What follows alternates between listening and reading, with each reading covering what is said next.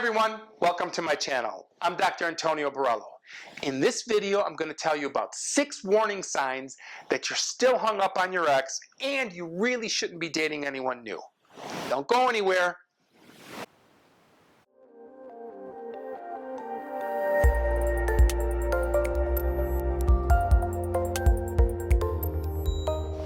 So I'm sure you've heard the phrase, if you want to get over someone, you've got to get under someone new. Yeah, that's a bad idea. While dating again can be exciting and offer some temporary distraction from your grief, beginning too soon may set yourself up for more disappointment. And too many disappointing experiences will cause you to doubt the possibility of finding viable and better alternatives, and it'll keep you stuck on your last relationship. That's why it's critical to know when it's too early to think about someone new. Having said that, here are 6 signs that you should put the brakes on dating. Number 1, when you're still communicating, negotiating, and denying. The end of a relationship means that 2 people who shared so much together must now untangle and separate so many parts of their lives. As you might expect, it's almost impossible for this to happen without a transitional period. Often you have property to be exchanged and moved, as well as other loose ends needing to be tied up.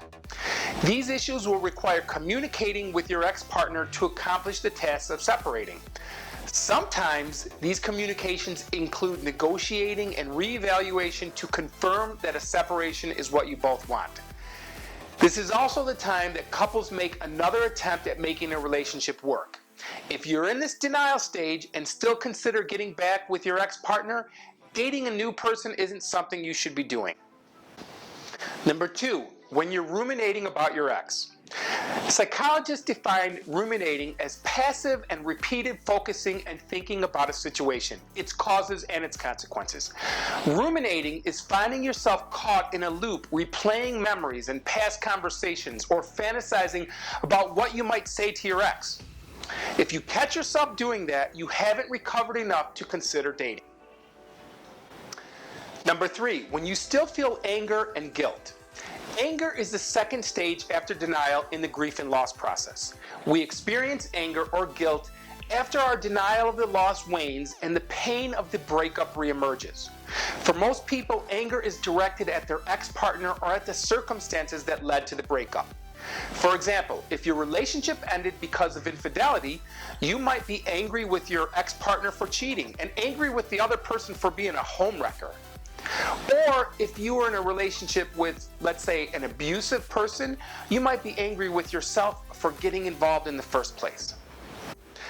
On the other side of anger, newly single people experience a tremendous amount of guilt and blame for the relationship ending. This is true for those partners who are guilty of engaging in outside affairs, of cheating, or of emotional and physical abuse. Knowing that they are most at fault for the relationship ending, they may frantically attempt to undo the damage or make up for what they have done and recover the relationship. When their efforts are rebuffed, they experience the most trouble recovering from the loss. If this sounds like you, avoid single events for a while. Number 4, when you're hunting and haunting. When a formal couple gets past the negotiation stage and all communication has stopped, many single people find that they are engaging in what I call hunting and haunting. Hunting involves going places where there is a high probability of running into your ex-partner. This might include like restaurants and bars and nightclubs that you otherwise wouldn't be going to. They're not part of your stomping grounds.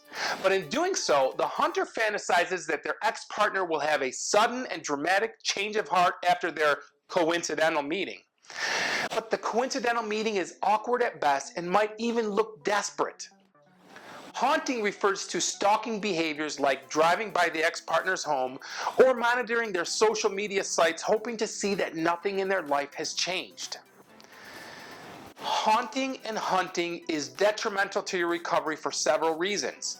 First, it requires you to spend a considerable amount of time and energy thinking about your ex-partner and what they might be doing. And when you find evidence that your ex-partner has moved on, you'll make unfavorable comparisons to your own life and ruminate about your loss.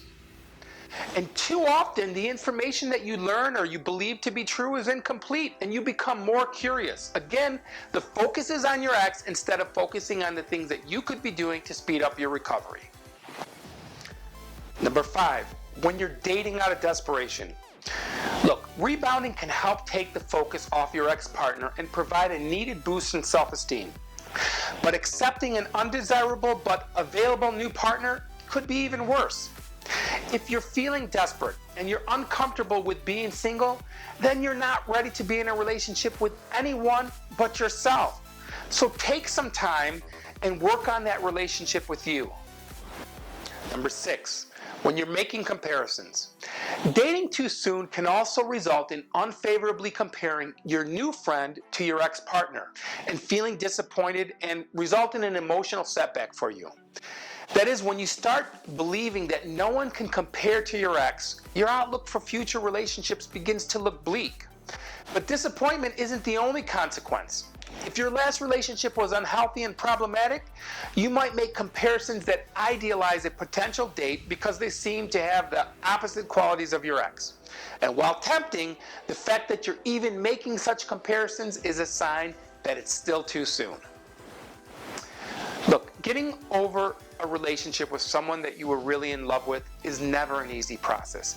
It requires time and energy and focus on all of the things that happened. It requires some insight.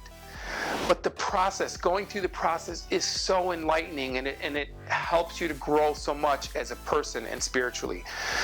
Don't get too involved with a new person before you really understood and are past your last relationship. Look, the lesson here is a simple one. Dating again before healing from your last relationship is not a cure for your broken heart. A breakup is a transitional period and should be a time for self-reflection and healing, not beginning a new relationship.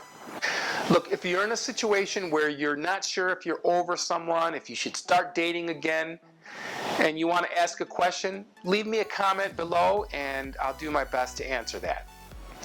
That's it for this video. If you've enjoyed it, please give it a thumbs up and subscribe if you haven't already. I'll see you in the next video. You know what I'm saying? You should not begin a new relationship, no matter what. Even if Miss America comes, I am not beginning no new relationships. Not with this guy, not with that girl, not with that person. How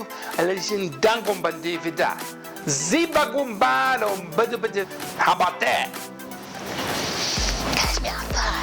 Just stay away, stay clear, stay free. You know what I'm saying? Don't go there.